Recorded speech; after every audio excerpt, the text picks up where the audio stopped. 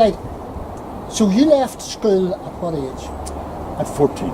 14. 14. Right. And you got an apprenticeship at the shipyard, and you were able to choose to be a spark, to be an electrician. My first job actually was at 14. I got a job in English's biscuit factory. Oh, right. As a boy labourer. Right. And I'm telling you, it was boy labourer. I never worked as hard in my life as I worked in English's biscuit factory in all the heat. And then my father, who was a brass molder in the shipyard, he saw a few people there, and I got into the shipyard and started and served my time. That was at I was 16 years of age when I started it, and your apprenticeship lasted for about 5 years. So I had a fair wide interests in the shipyard. It was the biggest shipyard in the world at that stage. It was. And there were at least 36,000 men. 36,000 men. And you could have heard the tramp of their feet in the morning. Some of the people that lived on their path to the shipyard would have known what time it was by the volume of traffic that was past the door. 36,000 men. 36,000 men. And so 16, you were born 34, and 16 onto 34 makes it 1950. So that is the early 50s we're talking about. That's right, yes. Right. 36,000 men. And there was a channel called the Musgrave Channel, which is just a waterway, and there were boats lined up each side of it. Just the carcass of the boat, which had been launched maybe a week or two before it, and that's where the boats were all fitted out. The joiners and electricians and sheet metal workers fitted the boat out. Yes. And then right from there, it was ready for going out sea trials and stuff. Sea trials. I remember being on the sea trials of a big tanker called the British Skill, and I was doing the radio operator. and I knew nothing about it. And this be set with all the old valves in it. Yes. And if they wanted anything brought out from the shipyard to the ship for the trials, I would have sent a message back to Harnewells from to bring this out. So that was my. So you got a trip round the bay, so to speak. I got a trip round the bay out in the Belfast Lock, is where they did the sea trials. Those ships would have been for the trials. They would have gone away as far as Island McGee and places like that, wouldn't they? And then done a turnaround.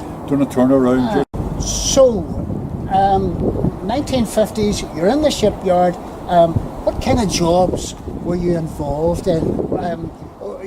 You were, you would have been moved about quite a bit in the shipyard. Well, during the 5 years of your apprenticeship, you were moved around the various departments. Right. And you were out on some of the ships, doing work on them, and then indoors. I worked after I came out of my apprenticeship and was fully fledged electrician. I worked in a place called the Electrical Workshop. Right. And everything electrical that was used in the shipyard came through this workshop. Right. And we stripped them down, controllers, motors, generators, alternators, and control gear. We stripped them right down and rebuilt them, refurbished them, and then went back out again.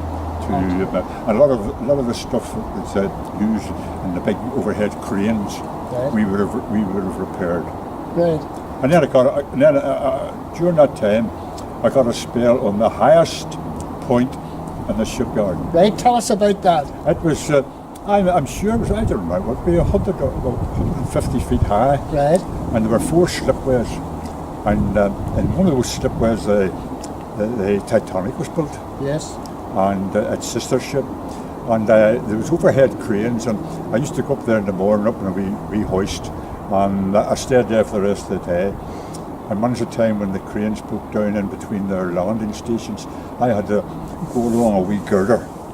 Yes. Like no ropes, no health and safety. No health and safety. In the middle of the winter and everything else. In the middle of winter, not a thing. So you were walking along a double girder. I wasn't even walking, I was sitting on it.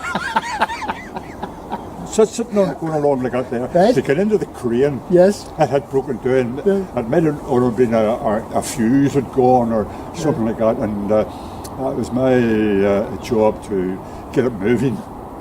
And I knew all the crane drivers, and some of them were characters. They had wee curtains up in the windows of the crane and all, and it was like a home for them. Were you not petrified going across here? I was. Started off, I really was petrified. And then surprisingly how you build up your confidence. But sure, the wind would have been blowing and everything else. You could have been blown off it. I was very nearly, I actually slipped off the edge of it, and at the last minute I threw my arm up like that there and grabbed the hold of the crossbar, or I wouldn't have been here today. Tell us this, Joe. You're up in this crane for the entire day. How do you get to the toilet? Just out the window. Just made sure you're to the windward.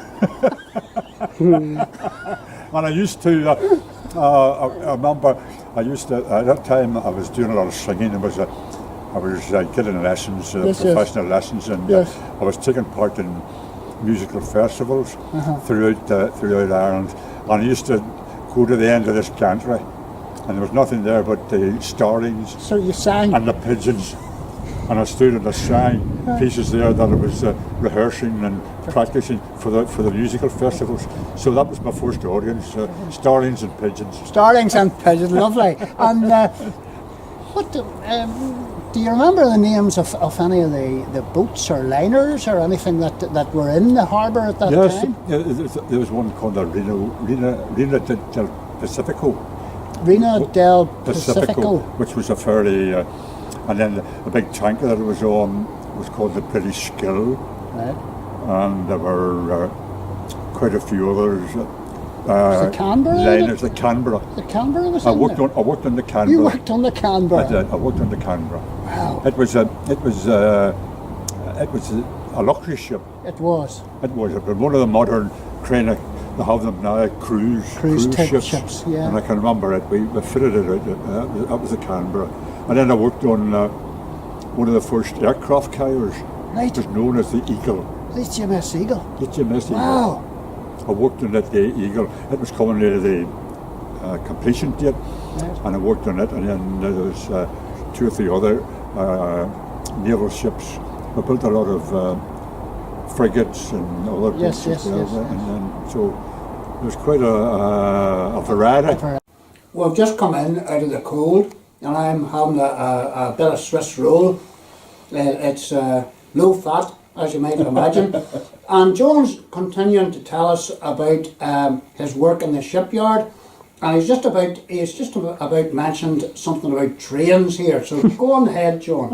It was Honda's had this big diesel electric locomotive, which was a massive big thing, and what it done was it used to pull the big main engines. Now the engines for some of those ships would have been the size of this house, and it used to pull them out of the workshops, right, where they were built, right, and take them down the main, what they call the Queen's Road, and down to a place called the Deep Water, right, where the ships were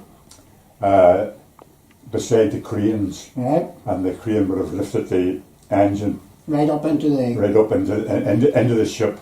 And I used to drive this. You drove the train? I was the maintenance electrician. I used to go out to Lisburn Road every other Monday, I can remember it, and service the motors, the electric motors, tidied them all up, done any repairs, right.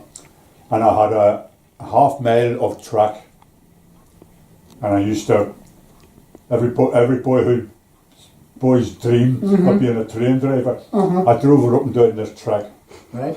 I don't know where I got myself a green flag and a peak cap or not, but I can remember it well. And I serviced it, and I had a fitter who done the mechanical end of it, and I done the electrical end. But you would have had to drive that train extremely slowly, you know, in case any Oh, yes. I mean, with a very restricted range. Be And I 5 miles an hour, maybe. Would it, you'd have driven it at maybe about 5 miles an hour, moving it. I never got much, well, I must confess, I never got many opportunities to really put it up to Open speed. her up. No, you wouldn't have. No, I wouldn't. I would have been restricted anyway in that. And did you drive the train for what, a year or two, or? I was responsible for the maintenance of the electric motors. Right. I overhauled them and cleaned the dust out of them, and with a lot of So what I called was carbon brushes. were the trains electric then? I would have thought that it had been steam locomotives. No, it wasn't steam. It wasn't steam? It was a diesel engine, Right. but it powered the diesel engine powered an electric generator, Right. and it was electricity that drove the wheels of the train. Right. They were big electric motors. So totally different from the trains that you'd have out Would be going down to very Portadown. quiet, very quiet electric motors. You know, Right. you'd heard the main engine going was a diesel engine. Yeah. But no, that was quite. It was a nice wee break to have went out and worked on that. So being a train driver, there was a wee bit of kudos, a wee bit of status with that. There was Right.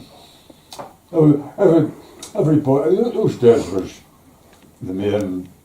one of the main means of transport were trains Train. down to Bangor and stuff Yeah. like that. Yeah.